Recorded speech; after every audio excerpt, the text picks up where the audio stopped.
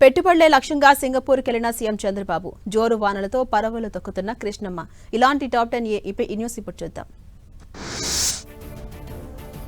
ఏపీకి పెట్టుబడులను ఆకర్షించడమే లక్ష్యంగా సీఎం చంద్రబాబు సింగపూర్కి వెళ్లారు. రేపు ఎల్లుండి 2 రోజుల పాటు ఆయన సింగపూర్లో పర్యటించబోతున్నారు. ముఖ్యంగా రాజధాని అమరావతి నిర్మాణానికి నిధులు సమీకరించడంపై ఆయన ప్రధానంగా దృష్టి సారించబోతున్నారు.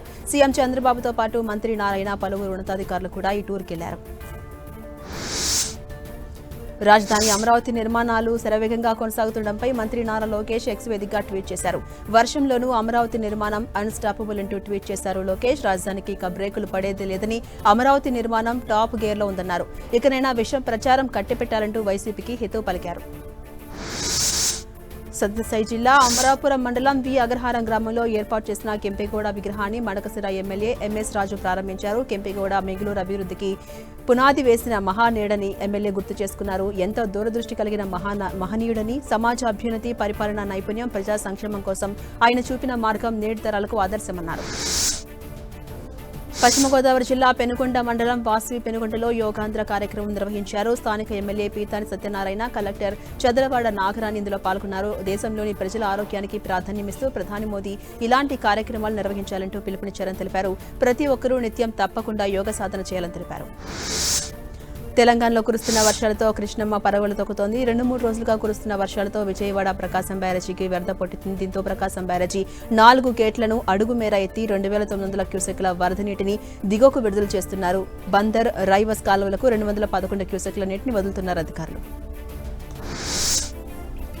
ఉమ్మడి కర్నూలు జిల్లాలో రాత్రి నుంచి కురుస్తున్న వర్షాలకు అనేక చోట్ల వాగులు, వంకలు పొంగిపొల్లుతున్నాయి. గోనెగంట్ల మండలం గంజహల్లి గ్రామం వద్ద మల్లెల వాగు ఉప్పొంగి ప్రవహించింది. వాగులోకి భారీగా వరద నీరు రావడంతో గ్రామం నుంచి ఇతర ప్రాంతాలకు వాహనాల రాకపోకలకు తీవ్ర అంతరాయం ఏర్పడింది.